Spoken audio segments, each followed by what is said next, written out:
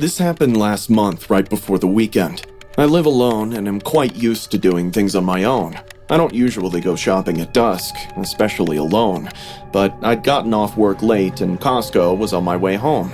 I figured it'd just be quick, grab what I needed and head out before it got dark. I wasn't even thinking about being careful. That's what makes this worse. By the time I pushed my cart out into the parking lot, the gloomy sunset had taken over the sky, and shadows stretched long between the parked cars. My cart was full, so I was more focused on not leaving anything behind. I quickly reached my car, opened the trunk, and started filling it with shopping bags. Once it gets dark, it'll be difficult to see, because I had parked further from the streetlights. I was on my own when I heard breathing behind me. Hey, excuse me. Do you have jumper cables? Turning back, I met a man. He was standing just a few feet away. He was probably in his 40s. At least, that's how he looked. His greasy, dark hair, stained shirt, and sunken eyes told me he might be bad news. Something about him immediately set off alarm bells. Although he didn't appear overtly dangerous, the way he stood too close and smiled made me uneasy. I wanted to tell him to back off, as he was totally clueless about personal space, but I forced a polite smile. No, sorry, I don't. I turned back to my car, hoping that he would get the hint, but I heard him take a step closer. Are you sure? You look like the kind of person who keeps things organized. Can you check your car, please? I stood petrified. My eyes immediately scanned the Costco parking lot, which had only cars and no people, and it was getting dark now. I could smell the stale odor of sweat from the guy's shirt. Without turning back, I replied coldly, Sorry, can't help you. Still wishing he'll go away, but instead, he brought his face way closer to my head, and he sniffed my hair like a dog. I felt his warm, foul breath on me. The horrible realization that a random guy was standing right behind me, sniffing my hair, doesn't occur every day. I turned around, no longer trying to hide my disgust. What the hell are you doing? He gave this sleazy grin, as if this is how he wanted me to react. Didn't want to pry, but you get your shampoo here at Costco? Smells amazing. I was stunned to see his audacity. Seeing him so close, I forgot to speak. But he was completely shameless, because he kept going with his little too personal questions, like what other things I get from Costco, how often I visit this place, etc., etc. I didn't answer any, but then he asked me something that sent a chill down my spine. Do they sell underwear? How about you show me the ones you're wearing right now? My wife's about your size. I want to get something similar. My hands went numb. I genuinely thought I was about to be assaulted right there in the parking lot. I closed the trunk tightly, got inside my car, and locked it. I just wanted to get out so bad that I didn't even buckle my seatbelt. The man watched me for a few seconds, and then got into a Honda with a dark blue hue parked right behind me. Once I got onto the road, his car was following me. Drops of sweat appeared on my forehead as I watched him driving past other cars to catch up to me. Every turn I made and every lane I changed, he trailed behind me. I dodged cars and sometimes even sped just to lose him, but he was one bloody leech, too desperate to let go. For the next half hour, I drove in loops across side streets instead of straight home, since I didn't want him to know my address. However, he clung to my side, never straying too close or too far. I was shaking and almost broke down crying when I thought of the adjacent police station. I ignored red lights and grounded it toward the main road. I watched his car slow down behind me as soon as I entered the precinct parking lot.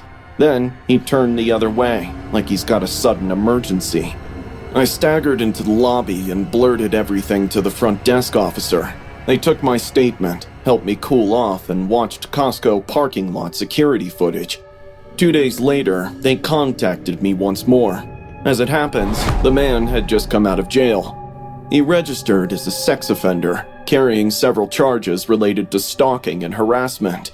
He had no business being anywhere close to that area. They said I was lucky. I do not consider myself lucky. I still check behind me as I leave work, Even now, occasionally I smell his breath while I sleep, and I haven't visited that Costco since. To all the women out there, if you're ever alone and someone approaches you too closely, trust your instincts. I still find it terrifying to enter Costco or any other large retailer due to an incident that occurred when I was 7 years old. I often forget the reason we went there initially, as that one horrifying encounter overshadowed nearly all my childhood memories. Maybe Mom needed to get milk or paper towels and Dad was at work, so I just tagged along. It was an ordinary weekday afternoon. We didn't have many big stores where we lived, so entering Costco was like taking part in an adventure for me. It was enormous, packed with every single thing that existed. Innumerable aisles, brilliant lights, high shelves, cool air, and free samples made my eyes glitter in awe. I was clutching Mom's hand because she kept saying I could get lost in here. When we walked, I bounced in place and kept asking whether we could visit the toys or books once she's finished. 2 seconds, baby. I just need to get some new soup flavors for dinner. She replied. We stopped by the instant food aisle, and Mom got busy checking it. She let go of my hand to reach across the aisle to grab the soup packets. That was the moment I spotted a man. He slowly walked up to me with this not-so-genuine smile. Though it was summer, he wore a windbreaker and had a ragged beard. He bent slightly down and leaned in toward me. Hey, buddy. Wanna check out the toys with me? Now, I was just 7, but my mom did teach me about stranger danger, so I glanced at my mom, who was a few inches behind me. The man kept his voice so low that I bet no one heard him other than me. I nodded my head in no, and then called out for my mom. Seeing me do that, he left quickly.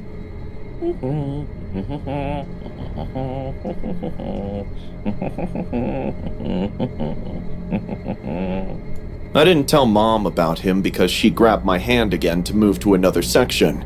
For the next 20 minutes, we explored Costco. Mom got all she needed and even bought me a toy, so our expedition was highly successful. She was heading for the checkout when I told her that I had to use the washroom, which was at the right. She nodded in agreement and pointed me in the direction of the washroom, reminding me not to talk to anyone and that she would be waiting right here. I headed toward the restrooms from the rear of the store, turned right, and was just about to enter when someone grabbed me from the back. I turned around to see it was the same man, and now I'm alone in this corridor with him.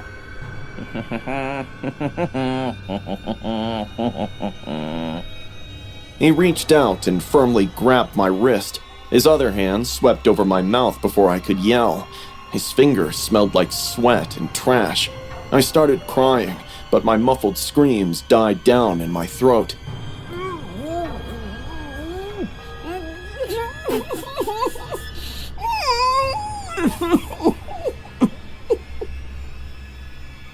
I recall his face up close. His eyes were wide and swirled side to side, though he kept murmuring something like, Stay quiet, it's okay.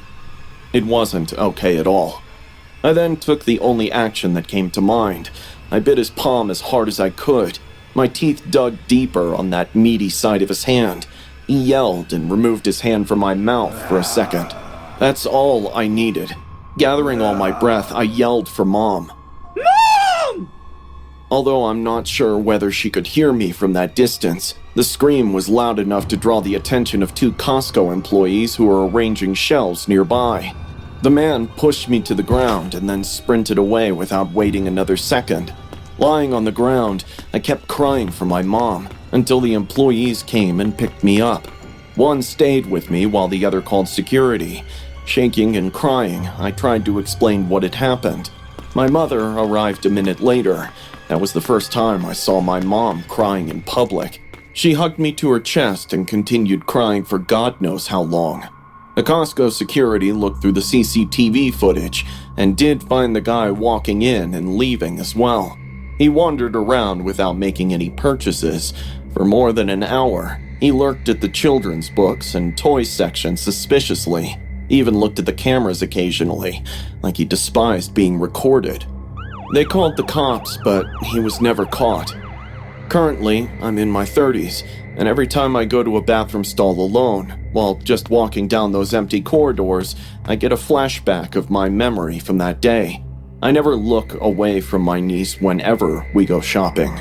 To consider what might have happened if I had followed him that day still scares me to sleep. I used to work overnight shifts at Costco. You punch in after the store closes and spend the next 8 hours immersed in forklifts, pallets, and an overwhelming silence. Most nights were uneventful. We spent our nights restocking shelves, enjoying our music and making jokes to keep ourselves awake. But there's one night I'll never forget. It was around 2:30 in the morning. I was assigned to restock near Dock 3, the far end of the warehouse where the emergency exits and loading bays are. It's always a little colder and quieter back there, like even sound avoids that corner. I had my headphones in, but low enough to hear if someone called out. I was casually checking the delivery receipts of new stock when I noticed the corridor leading to the emergency door. The corridor was in darkness, but the door was cracked open, letting the yellow gleam of the streetlight outside peek in. Now, these doors are always supposed to stay shut. Not only are they alarmed, but it's a major security risk to have them unlocked or ajar. We had previously received a warning about this issue, so I assumed someone just forgot to pull it shut all the way. Maybe one of the truck drivers, or even a coworker who went for a smoke. I started walking over, figuring I'd close it and let security know. But when I got within about 15 feet, I stopped. There was someone standing in the end corner of the corridor. He was trying his best to blend in the dark. I couldn't see him clearly, but I could make out a shape. It was a man with messed up hair, and he was watching me. "Who's there? I can see you!"